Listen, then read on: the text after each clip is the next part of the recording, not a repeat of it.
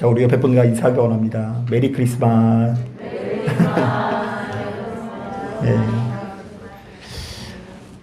여러분, 오늘은 토요일입니다. 그러니까 이제 내일 예배가 있어요, 없어요? 네, 오늘 주일 예배인 줄 알고 내일 예배 안 오시면 안 되는데요. 오늘은 단순히 휴일이 아니고 우리 주님께 예배 드리는 날입니다. 크리스마스의 이 크리스는 그리스도라는 의미가 있고요. 마스라는 말은 미사 내지는 예배라는 뜻입니다. 자, 그러니까 크리스마스는 장식이 이쁜 날이 아니라 그리스도를 예배한다 라는 의미가 있는데요. 과거의 노예들 같은 경우는 1년에 한 번은 꼭 예배를 드리기 위해서 노력했는데 그날이 언제였을까요? 예, 성탄절 예배입니다. 우리 안에 그리스도를 소중히 여기는 마음을 가지고 오늘 바로 이 자리에 참석한 여러분들 가운데 성령께서 허락하시는 은혜와 능력이 함께 하시게 되시기를 주님의 이름으로 축복합니다. 마태복음 1장을 묵상해 보면 하나님께서 이 땅에 오신 그리스도의 이름을 크게 두 가지로 지어주시는 것을 볼 수 있습니다. 자, 먼저 첫 번째로 예수란 이름을 지어주시는데요. 자, 이것은 그가 자기 백성을 구원할 자이시다라는 뜻입니다. 자, 그런가 하면 두 번째로 임마누엘이라는 이름을 지어주시는데, 자, 이는 하나님께서 우리와 함께 계시다라는 뜻입니다. 자, 우리 한번 따라해 볼까요? 그가 우리를 구원해 주실 것이다. 한 번 더 따라하겠습니다. 하나님께서 우리와 함께 계시다. 자, 그런데 우리는 이런 종류의 이야기를 들으면 한 가지 의문점이 생길 수 있습니다. 자, 엄연히 따졌을 때 이 땅에 그리스도께서 나시기 훨씬 이전부터 수많은 사람들이 이미 하나님에 대해서 알고 있지 않았습니까? 특히 유대인 같은 경우에는 어찌나 열정적으로 신앙생활 하는지, 자녀를 낳으면 낳은 지 8일 만에 뭘 행하죠? 할례를 주고요. 하나님께서 명령하신 절기와 안식일을 철저히 지킵니다. 그리고 심지어요, 음식도 아무거나 먹지 않고 율법상에 기록되어져 있는 정결한 음식과 부정한 음식을 구분하여서요, 철저히 정결한 음식만 먹으려고 노력을 합니다. 자, 그러니까 이들의 전 생애가 하나님을 향한 신앙을 바탕으로 설계가 되어 있다고 해도 과언이 아닌 것입니다. 자, 그런데 우리 하나님께서는 바로 이렇게 열정적으로 신앙생활을 하던 이스라엘 민족에게 굳이 이렇게 예수 그리스도를 보내주시는 이유가 무엇일까요? 자, 그리고 바로 이 예수 그리스도를 통해서 이 땅을 살아가고 있는 우리들에게 어떤 메시지를 전하고 있는지가 몹시도 궁금해질 수밖에 없는 것입니다. 자, 오늘 우리가 읽은 본문은 바로 이런 점에서 크게 도움이 될 수 있는 말씀인데요. 자, 본문을 보니까 자, 어떤 이야기가 담겨져 있습니까? 자, 먼저 오늘 우리가 읽은 이 본문은 예수님께서 한 여인을 만나주시는 장면이 담겨져 있습니다. 자, 그런데 본문의 내용을 꼼꼼히 묵상해 보았더니 지금 그녀의 상황이 너무나 비참한 상황이라는 것을 알 수 있죠. 자, 우리 다 같이 12절 말씀 같이 한번 읽어보겠습니다. 시작. 성문에 가까이 이르실 때에 사람들이 한 죽은 자를 메고 나오니 이는 한 어머니의 독자요 그의 어머니는 과부라. 그 성에 많은 사람도 그와 함께 나오거늘. 자, 말씀을 읽어보니 그녀의 상황이 어떤 상황이라고 이야기합니까? 자, 우선 나인성에 살고 있던 과부라고 소개하고 있습니다. 자, 이때 과부란 말은요, 남편과 일찍 사별한 여인을 말하는데요. 자, 고대 사회에서 이 과부는 겉모습에서부터 다른 여인들과 크게 차이가 있었다고 합니다. 일단 남편이 있는 여인에 비해서 화장을 전혀 하지 않고 스스로를 전혀 꾸미지 않았다고 하는데요. 자, 왜냐하면 괜히 튀었다가 이 마을 사람들에게 못된 짓을 당할 수 있으니 조심조심하며 살아가는 것이 미덕이었기 때문입니다. 자, 게다가 당시 사회는요, 여자의 몸으로 경제력 있는 삶을 살아가기가 굉장히 어려웠습니다. 자, 여자의 이름으로 토지나 건물을 거래할 수 없었기 때문에 과부들은 남의 집 허드렛 일을 하면서 겨우겨우 입에 풀칠만 하는 처지였다라고 말합니다. 자, 그런데 그럼에도 불구하고 이 여인에게는 한 가지 희망이 있었습니다. 자, 그것이 무엇일까요? 그녀의 유일한 아들입니다. 자, 잘 생각해 보세요. 이 과부 입장에서는 이 아들이 얼마나 소중했겠습니까? 자, 혼자 살아가면 주변에 많은 사람들이 자신을 더 업신여길 것 같은데, 그래도 우리 집에는 누가 있어요? 아들이 있습니다. 자, 과부는 머리 둘 곳 없는 고단한 인생 가운데 아들을 통해서 너무나 큰 위로를 받았을 거예요. 자, 그리고 그 고단한 일상 가운데 마침내 장성한 아들을 보면서 이 아들을 통해서 다시금 자신의 가문이 일어서고 회복될 것을 기대했을 것 같기도 합니다. 하지만 이게 웬일입니까? 그토록 의지했던 아들이 갑자기 죽게 됩니다.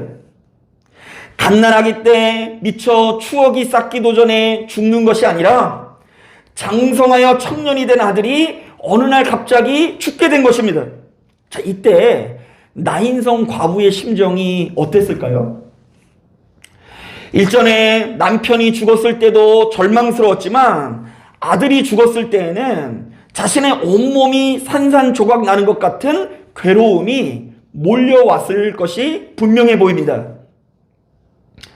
게다가 지금 무엇보다 고통스러운 것은 당시만 하더라도 누군가에게 불행이 찾아오면 그것을 하나님의 뜻과 연관시켜서 생각하는 경향이 있었기 때문입니다. 자, 쉽게 말하면 그 여인이 일찍부터 과부가 된 이유를 판단하면서 자, 뭔가 죄를 저질렀기 때문에 벌을 받아서 저렇게 처참한 상황 가운데 놓여 있다라고 판단하기 일쑤였다는 것입니다. 자, 어쩌면 과부 자신도 그렇게 생각했을 확률이 높습니다. 역시 나는 부정한 사람이다.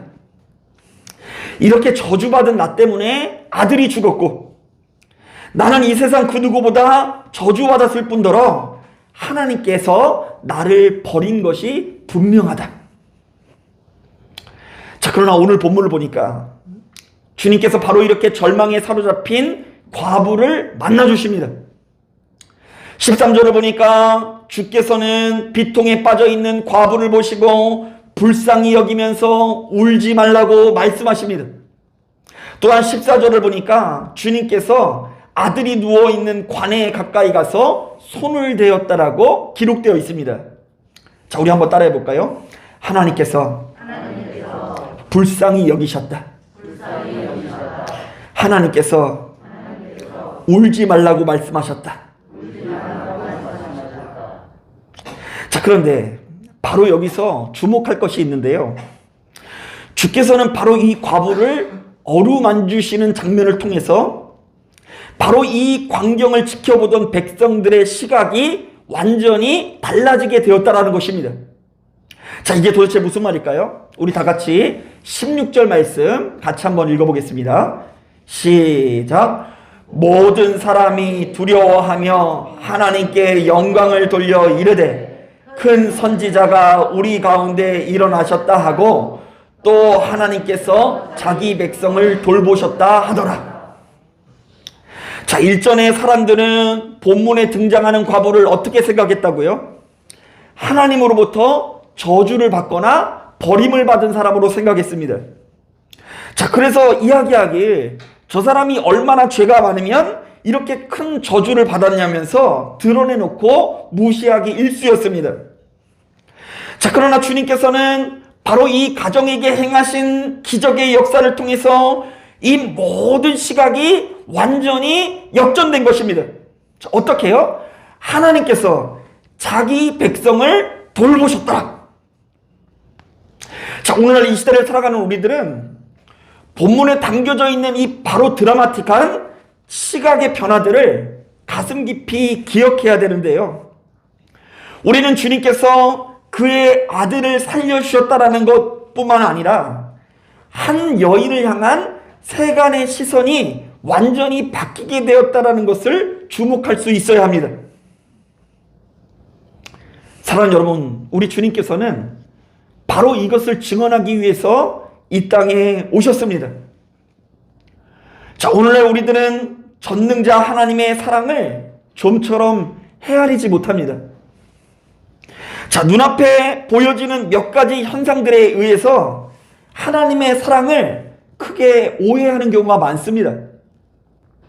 소위 말해서 세상에서 잘 나가는 사람, 돈 많고 출세하는 사람은 정말로 복을 받은 사람이요, 그렇지 않은 사람은 사랑받지 못할 뿐더러 저주를 받은 사람으로 대우하기가 일쑤라는 것입니다.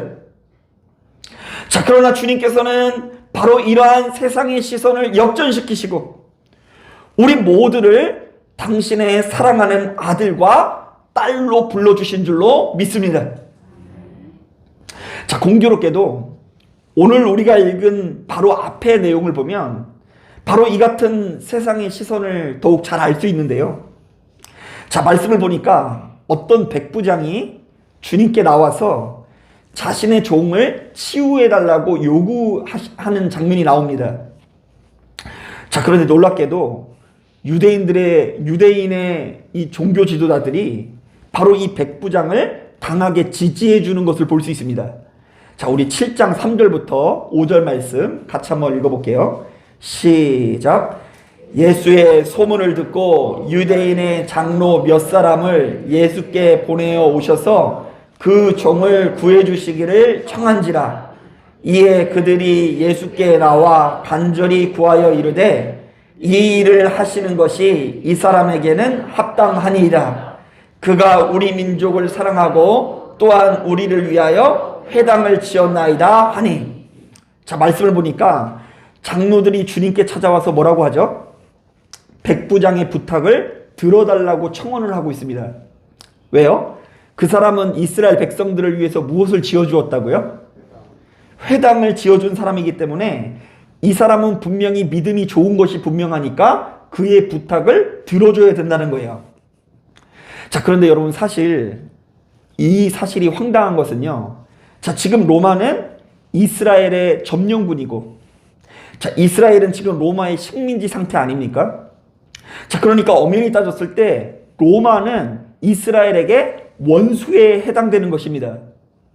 자, 그러나 바로 이 같은 분위기에서 이스라엘의 장로들이 찾아와 자신의 원수에 해당되는 누구를 치켜세우고 있어요? 백부장을 치켜세우고 있습니다. 자, 그 이유는 무엇일까요? 일단 우선 그 백부장이 힘이 엄청 센 사람이기 때문이고요. 자, 궁극적으로는요, 자신들의 민족을 위해서 무엇을 지어준 사람이기 때문에, 회당을 지어준 사람이기 때문에 바로 이 같은 사람의 기도는 주께서 반드시 들어줘야 한다라는 것입니다. 자, 이렇듯 여러분, 세상의 시선은 아주 간단합니다. 세상의 사람들은 잘 나가는 사람, 유명한 사람, 대단한 사람만을 주목합니다.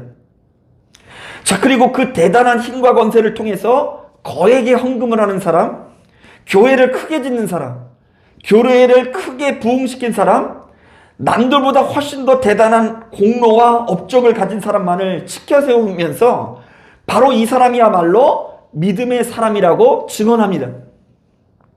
자, 그렇다 보니 바로 이런 세상에서 인정받기 위해서는요, 우리도 역시 그런 사람이 되어야 할 것 같다라는 생각이 들기도 합니다. 자, 우리도 역시 성공하고 우리도 역시 출세해야만 남부럽지 않은 삶을 살 수 있을 것 같다라는 생각이 들 수도 있습니다. 그리고 어쩌면 바로 그렇게 모두가 부러워할 만한 힘과 권세를 가지고 모두가 인정할 만한 대단한 업적을 세울 때에 하나님께서 우리를 사랑하신다라는 것을 강하게 확신할 수도 있다라는 생각이 듭니다. 사실은 저도 바로 이런 부분에서 마찬가지였는데요. 자, 저는 아주 오랜 기간 동안 주변 사람들에게 나 자신의 믿음을 증명하기 위해서 얼마나 애를 썼는지 모릅니다.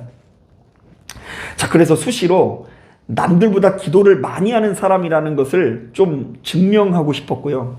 자, 그렇다 보니까 평상시에는 기도 별로 안 하는데요, 새벽 예배 나오면은 기도를 오래 해요, 안 해요?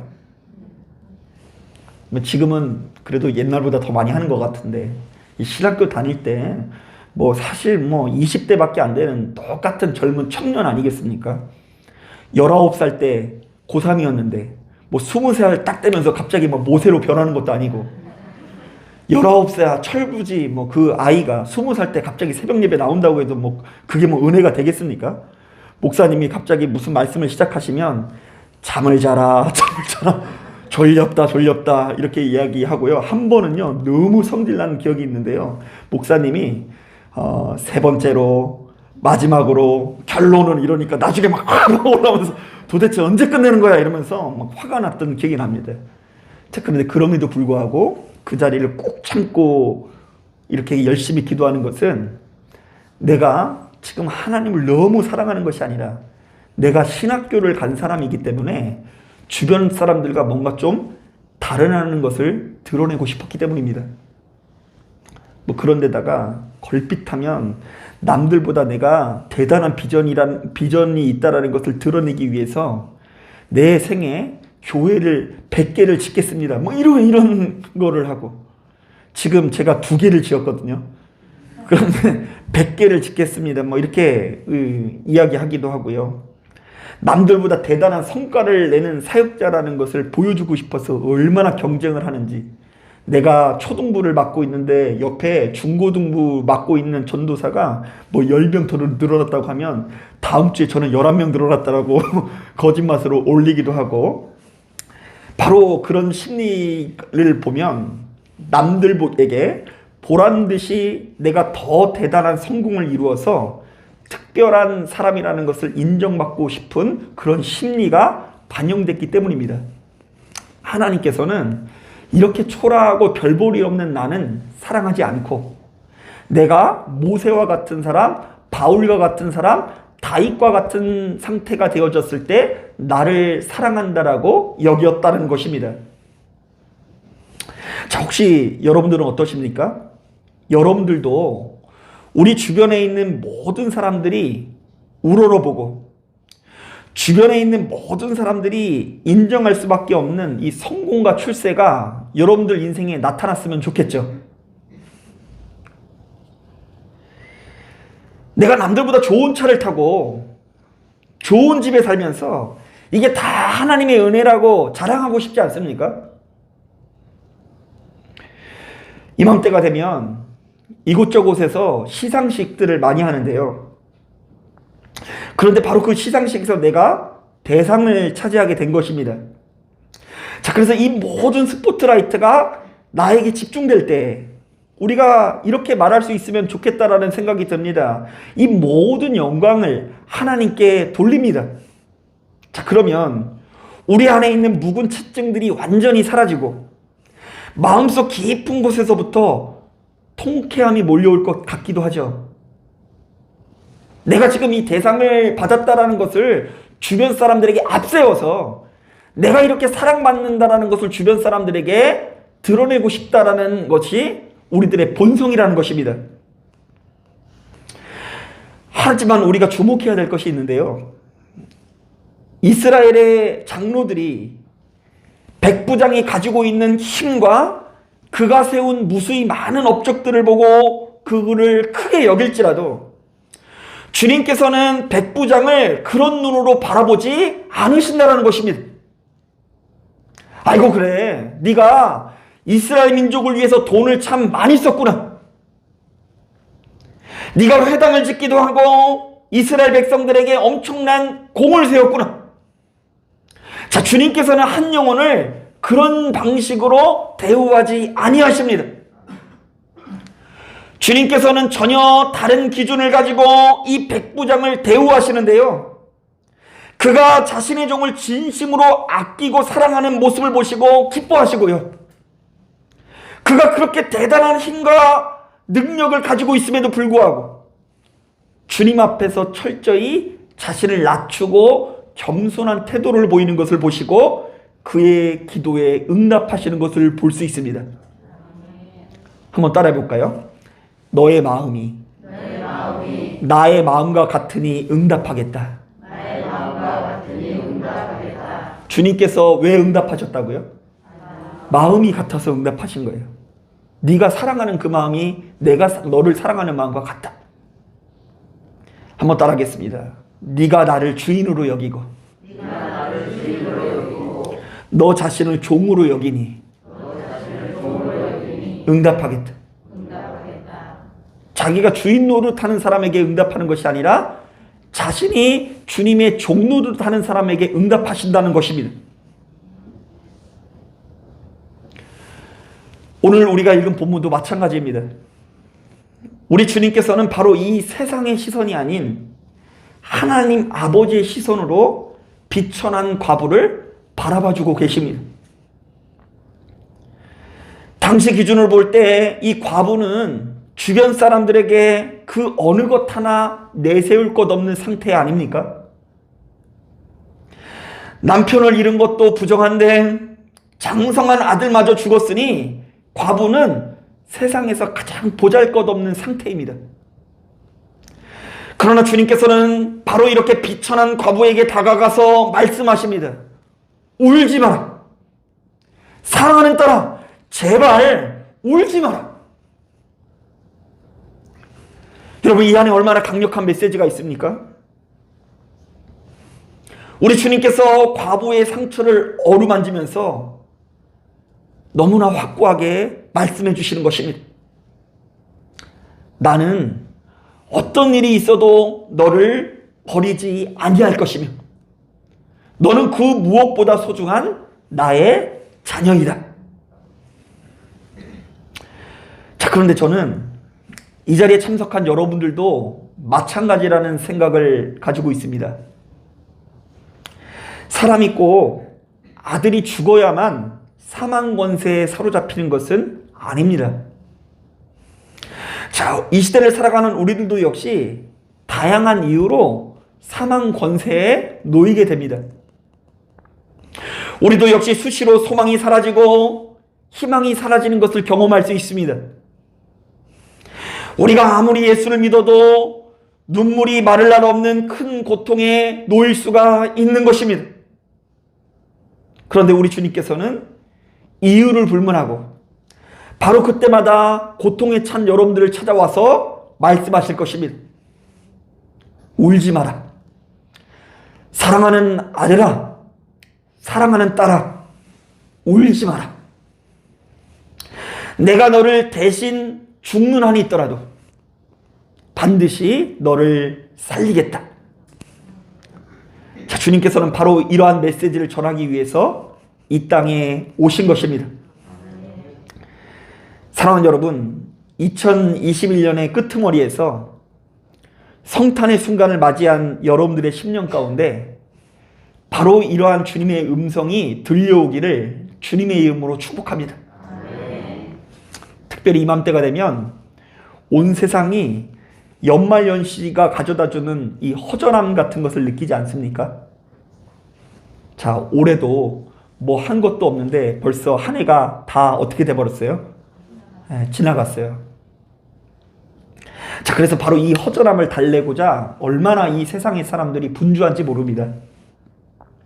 자, 그러나 바로 이때에 우리 예진교회 성도님들은 빛 대신 주님의 음성, 우리 주님의 사랑의 음성을 듣고 생명을 누리시고 수시로 회복을 누리게 되시기를 주님의 이름으로 축복합니다. 자, 기도하겠습니다.